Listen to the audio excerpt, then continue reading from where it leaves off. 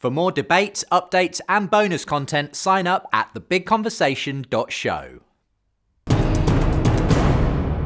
There have been a number, though, who have sort of walked away or rejected faith because of the institutional nature of it, and have had bad experiences. I mean, even in your own tradition, the Orthodox tradition, Paul, we know that the Russian Orthodox Church at this point, as we're recording, there is this ongoing conflict in Ukraine, and people have said they have not said enough, and perhaps have even colluded to some extent with Putin and the Kremlin and so on.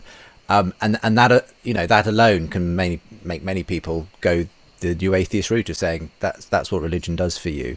What's your response to that? I know it's not your specific branch of the Orthodox Church that is involved at that level, but what's your kind of response to those sorts of problems that do arise in the kind of human aspect of the churches that bear this message?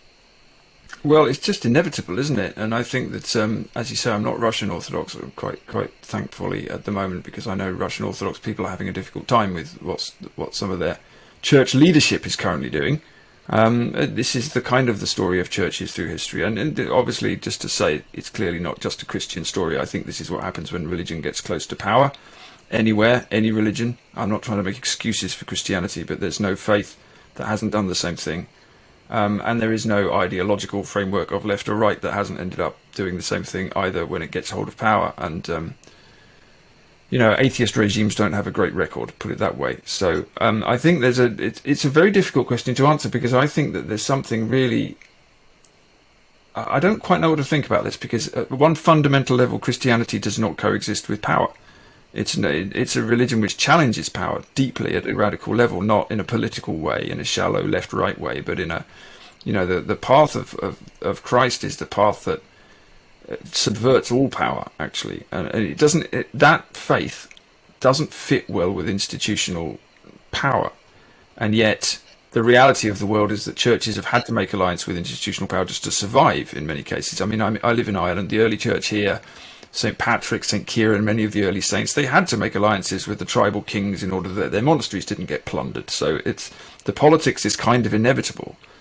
So maybe it's just inevitable that corruption arises in churches, and then movements arise in the churches to challenge the corruption. And I think that's probably been the story of Christian history in the East and the West. And it probably will always be, because we're all fallen humans. And when you put humans in an institution and give them power, this is what happens to them, or at least some of them. And you've presided for many years over such a fallible institution, Rowan, so I'm sure you understand where Paul's coming from. Tell me about it. Yes.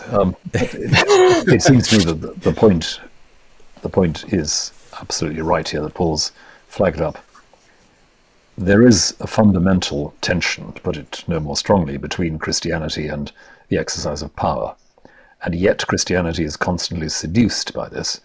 It's made alliances with various unsavory elements. It's constantly, repeatedly demonized and dehumanized others, especially Jewish people. That's a strand running right through the history of Christianity, so painfully, so centrally. It's not got a great record on women. It's, of course, got a very painful record in my own church and in others as regards the safeguarding of children. It's pretty bad. But it seems to me at the end of the day that I wouldn't feel half so angry about these abuses and failures if I weren't in the church. It's the very church which fails, which also gives me the perspective I need in order to see evil for what it is, whether that evil is anti-Semitism or child abuse or whatever. It's precisely the perspective of standing in the body of Christ that should give us that resource of seeing exactly where we need to identify the works of destruction and evil.